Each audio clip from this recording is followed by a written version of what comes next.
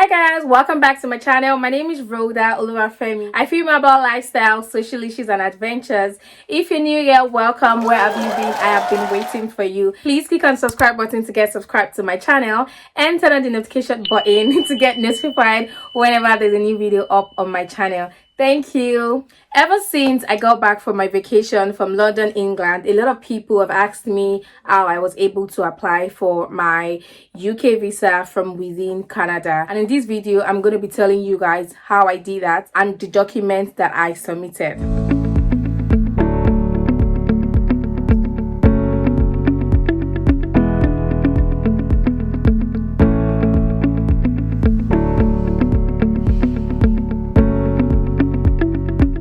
Video is for you. Stick around. First thing you want to get is your passport.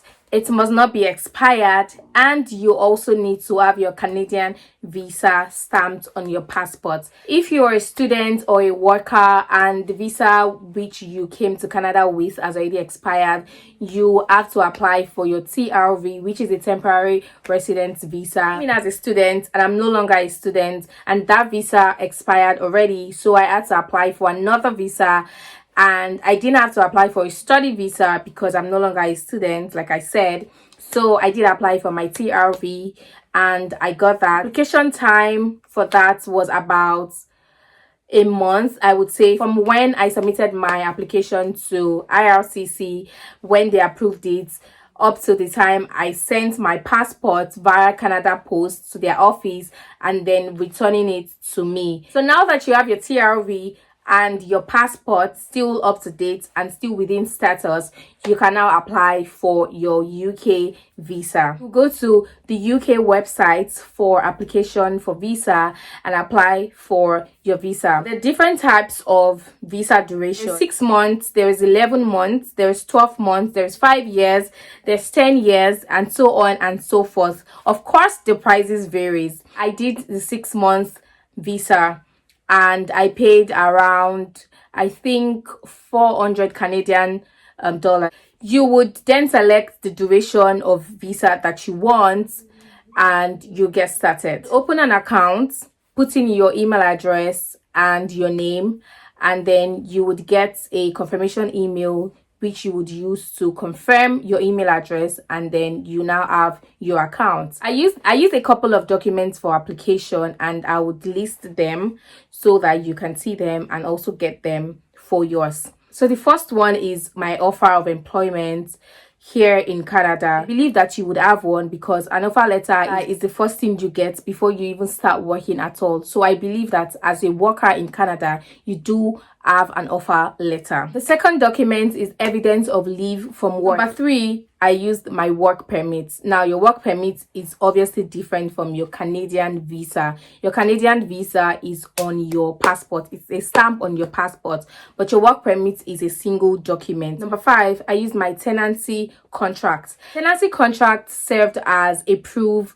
that I have a house or I have an apartment where I live in Canada. I wouldn't say this is the most important thing, but it is top 3 important things, and that is your proof of funds. I used my CIBC statement of account, and I also used like a savings account, statement of account for my savings account as well, just to prove that I'm very much independent. So if you have family members there, you need to get some documentations from them. If you have people like friends or family members who you would be visiting or whom you'll be staying with, you can get their own tenancy agreements, their own baby visa or whatever document it is that they use there. Like, for example, in Canada, we have work permits.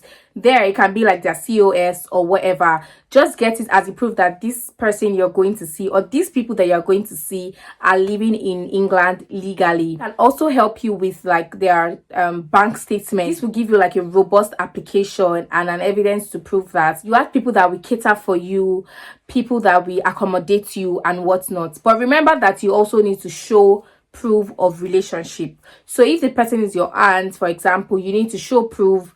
You can show proof by submitting pictures, by submitting charts. Submit as many as able supporting documents that you have. We need like a statement of explanation, basically just explaining yourself, introducing yourself, what you do in Canada, how you got to Canada, why you'll be coming to the UK, when you'll be coming to the UK, and when you'll be returning, and the things that you'll be doing in the UK. I introduced myself. I told them what I do in Canada. I told them why I'll be visiting England. I told them that I'll be coming to celebrate my 30th birthday. I told them the places I'll be visited, like 60% of the places that I listed in my letter. So you need a letter of explanation as well, and that would be it. Fill in the form. They will ask you different questions, answer the questions accurately. When you're done, you would now get a space to upload your supporting documents. You would be filling the form first before putting your supporting document. The supporting document comes last. Basically, everything that you are putting in the form is what you are also submitting as supporting documents. For example, if you say you are 18, obviously your biodata, passport biodata as your age. If you say you live in Canada, your tenancy agreement shows that you live in Canada. If you say that you work in Canada, your postgraduate work permit shows that you work in Canada. Your offer letter also states that you work in Canada, and things like that. Don't be in the haste, because if your details do not correlate, they can flag it and they will just reject you. Make sure that your information is coherent, your responses are coherent, and they all align. Don't say A on the form and then your supporting documents are saying B. When you're done making payment, you would then upload your documents, and this is where you need to be very, very careful.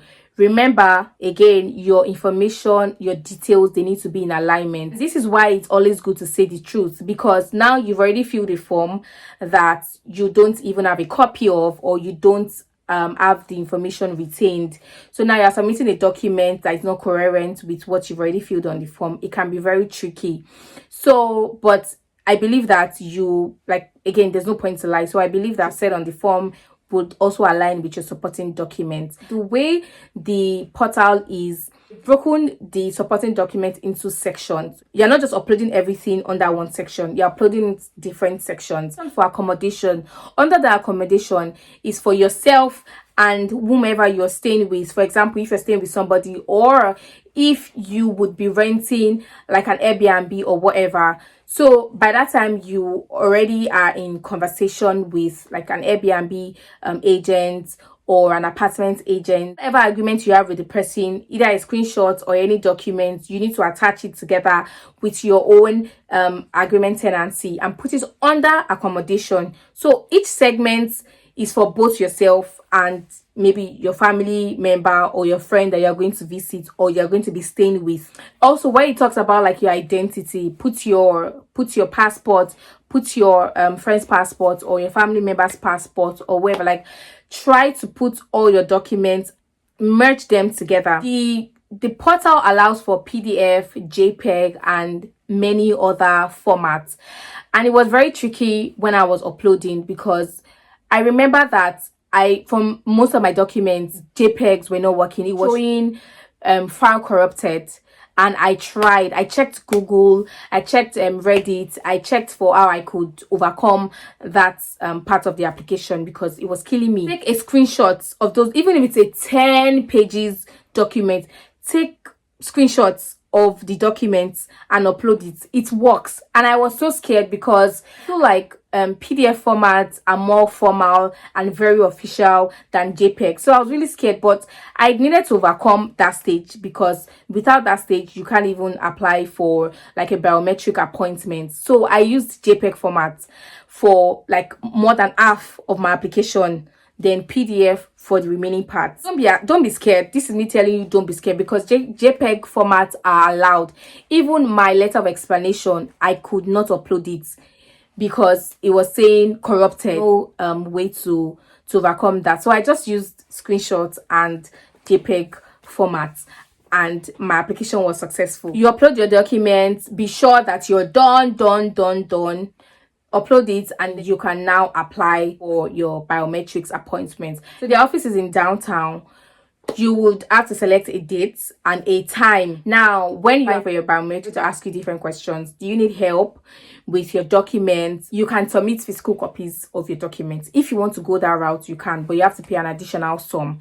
If you also need help with uploading your documents, you also have to pay an additional sum. 3 attendants. So I think the second attendant was the final submission. So ask you if you want to pick up your passport or you want them to deliver it to you. It makes sense for me to go pick up at their office because I don't live in downtown. So I paid for that, and that was the only thing I paid for. Oh no, I also paid for printouts. Because I didn't have my copy of like the biometrics appointments. I didn't have anything. I'd already submitted everything, and then they have like different additional services, but of those additional services I paid for only 2. If you have a printer or you can go print it out by yourself, good for you. You don't have to pay for it. And if you have a car or you want to go pick up from their office by yourself, you don't have to actually pay anything. It's not compulsory to pay because there are many additional services there, and if you're not careful, you just pay for things that you don't need. So this is me telling you that I personally think that the only things you should pay for are delivering your passport to you and maybe photocopying your biometric appointment letter. That's all. But again, if you don't need it, good for you. You don't have to pay a dime. When you get to the biometric office on your appointment day, the process isn't a long one at all. It can be a long one if you've not yet submitted your documents or if you're bringing like physical copies. I saw a man bring physical copies. He had like a huge file. So it will take a longer time, right, if you're doing that. But if not, just for them to confirm you at the entrance, get seated, get to the first desk. The desk is going to sell additional services to you. It's also going to sell insurance, travel insurance to you. You may or you may not want to patronize them. I think it was for $30. That's pretty much very cheap and affordable. So you may want to purchase that at that point or online. Like I said, there are other additional services. If not, you would move on to the next person who would look at your profile, what you've submitted, try to match it with who is seeing physically with your passport, get some of your documents, and then you now move into an inner room for your capturing biometrics and then like your fingerprints and all that. And that's about it.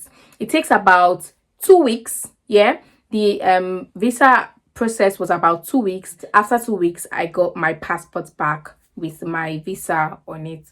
So that's it, guys. Hi guys, so this is my passport from the UK embassy. They returned it today and I've not opened it yet. And if you're yet to watch all my vlogs for my 30th birthday celebration in London, England, you are really behind. Do that now and thank me later. Thank you for watching. Please like, share, subscribe to my video. I'll see you guys next week with another episode. Bye.